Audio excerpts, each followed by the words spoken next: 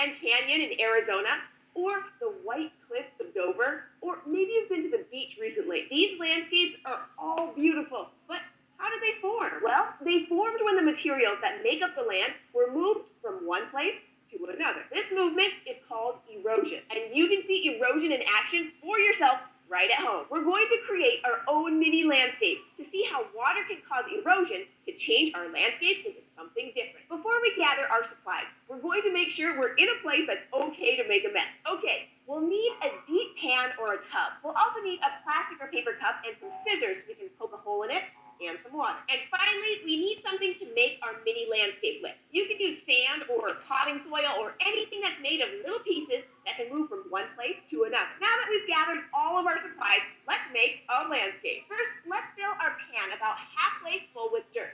And this is where things get really fun. It's time to get messy. All right, let's make sure our landscape has a slope, kind of like a little hill, so that the pan has more dirt on one end than the other.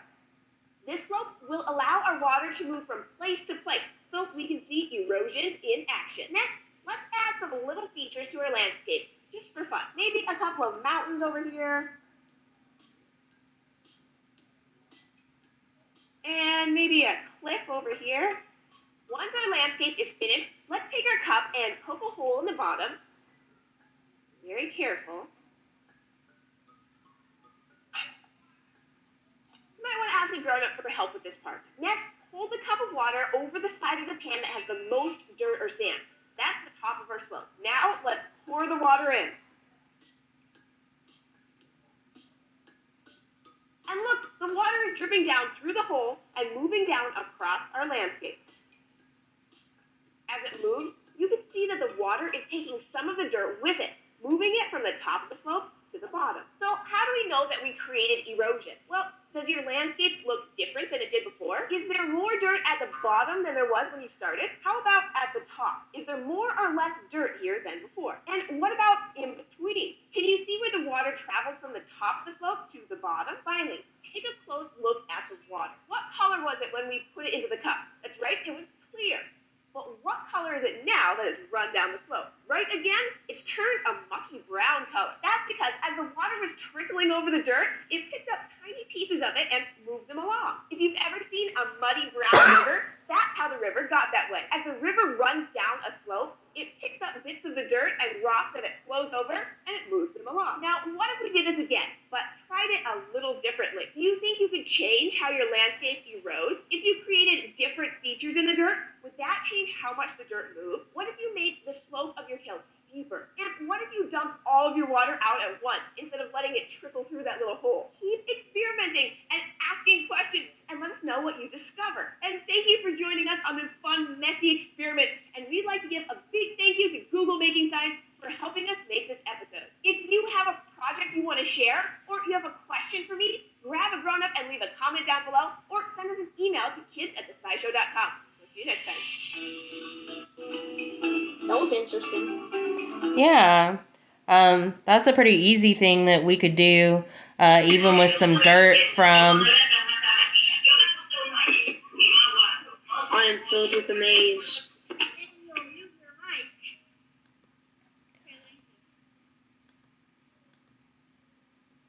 All right, that's a pretty easy thing that we could do with just dirt from our yard even to see an example. Honestly, I didn't even think about that, but we've all seen like a muddy lake or a muddy river before, and I really didn't think about that water kind of pulling that dirt from the side, and that being what gives it that color. That was interesting. So again, like I mentioned yesterday, we are just kind of reminding you that you need to work on your task 4 specifically. Again, yesterday I gave you the name of 6 people who had completed their Flipgrid assignment. And so if you are not one of those 6 people, you need to make sure that you are looking at your Earth Science menu and trying to complete everything, specifically task 4, because that's where we left off when we left school. Task 1, 2, and 3 still can be completed. There's a handful of people that still need to work on that. I even looked at those yesterday, and I saw a lot of people missing some things. It's not too late. But people will be looking at the Flipgrid specifically, because that's kind of new for everybody, so we can get everybody caught up on that.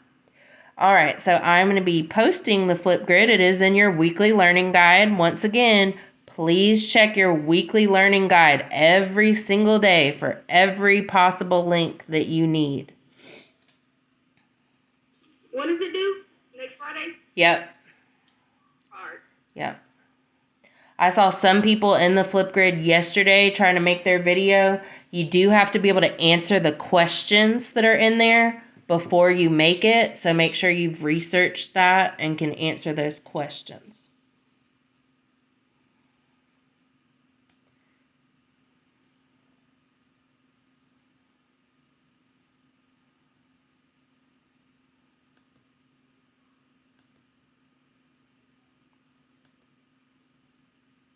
All right, so I just found the link to the Flipgrid and the weekly learning guide. I'm putting that in the chat right now.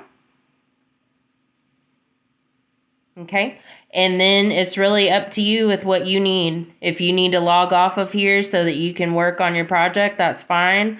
If you have questions and you want to talk about that, that's also fine. Just make sure that at 12:55 you are logged into your specials classes.